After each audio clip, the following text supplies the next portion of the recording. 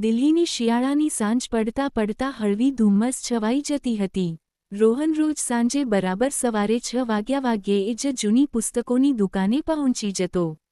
જ્યાં ધૂળ ભરેલી અભરાયો વચ્ચે ચાની મહેક અને જૂના પુસ્તકોની સુગંધ મળીને એક અલગ જ દુનિયા બનાવી દેતી હતી. તે દિવસે પણ એવું જ થયું. રોહને તેની મનપસંદ બારી પાસેની સીટ લીધી અને જૂની કવિતાઓનું એક પુસ્તક ખોલ્યું.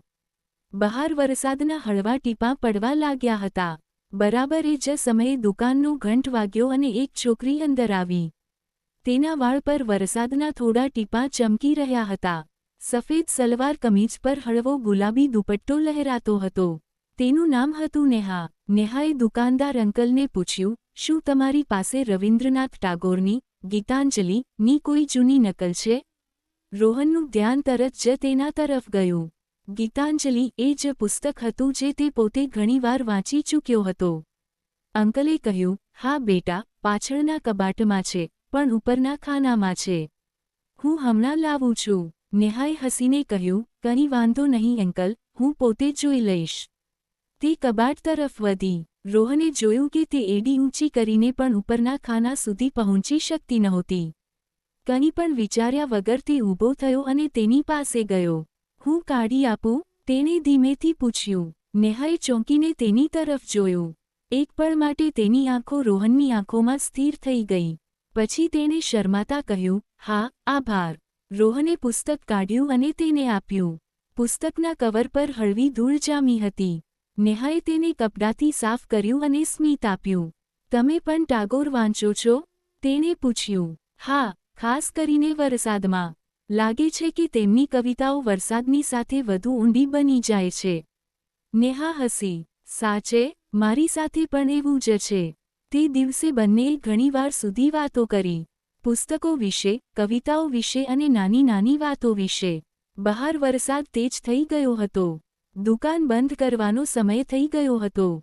વરસાદ રોકાવાનું નામ નથી લઈ રહ્યો. નેહાએ બારી બહાર જોતા કહ્યું. મારી પાસે છત્રી છે, રોહને કહ્યું. જો તમારું ઘર નજીક હોય તો હું તમને મૂકી જઉં. નેહાએ એક પળ વિચાર્યું, પછી હળવેથી માથું હલાવ્યું. તે સાંજે બંને એક જ છત્રી નીચે ચાલ્યા. વરસાદના ટીપાં છત્રી પર ટપકી રહ્યા હતા અને તેમની વચ્ચે એક વિચિત્ર શાંતિ હતી, એવી શાંતિ જે શબ્દો કરતાં વધુ કહી રહી હતી. બીજા દિવસથી એ જ પુસ્તકોની દુકાન તેમની મુલાકાતનું બહાનું બની ગઈ. ક્યારેક નેહા વહેલી આવી જતી, તો ક્યારેક રોહન.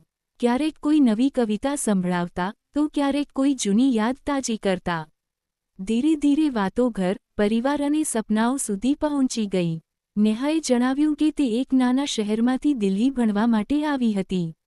મમ્મી પપ્પાને એકલા છોડીને આવવું મુશ્કેલ હતું, પણ સપના મોટા હતા. તે એક દિવસ તેની માતા માટે એક નાની લાઇબ્રેરી ખોલવા માંગતી હતી. રોહને કહ્યું, હું સોફ્ટવેર એન્જિનિયર છું, પણ દિલથી તો હું પણ પુસ્તકોનો જ માણસ છું. ક્યારેક લાગે છે કે કોડ લખવા કરતાં વધુ ખુશી તો આ પાનાઓને સ્પર્શવામાં મળે છે. એક સાંજે નેહાએ કહ્યું, રોહન, તને ખબર છે? જ્યારે પણ હું તારી સાથે હોઉં છું ત્યારે લાગે છે કે સમય થોભી ગયો છે. રોહને તેની આંખોમાં જોયું. મને પણ એવું જ લાગે છે નેહા, જાણે આખી દુનિયા બસ આપણા બંને માટે જ ઊભી રહી ગઈ છે.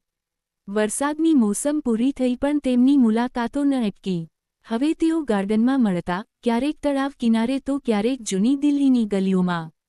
એક દિવસ નેહા ઉદાસ હતી. રોહને પૂછ્યું તો ખબર પડી કે તેના પપ્પાની તબિયત ખરાબ હતી. તેમને દિલ્હી બોલાવવા પડે તેમ હતા પણ ઈલાજ મોંઘો હતો. રોહને કહ્યું, ચિંતા ન કર, હું છું ને. આપણે સાથે મળીને બધું સંભાળી લઈશું.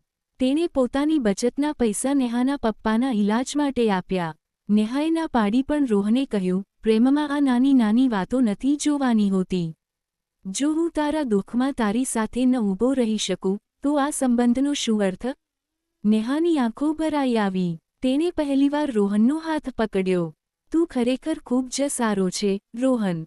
સમય વીત્યો. નેહાના પપ્પા સાજા થઈ ગયા.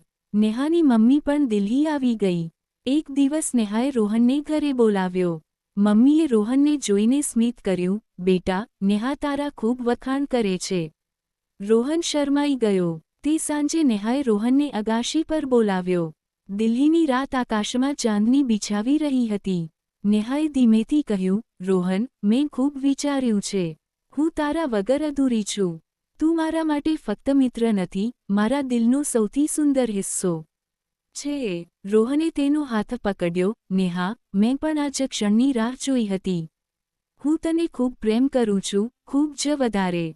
બંનેએ એકબીજાની આંખોમાં જોયું. હવામાં હળવી ઠંડક હતી, પણ તેમના દિલમાં હૂંફ.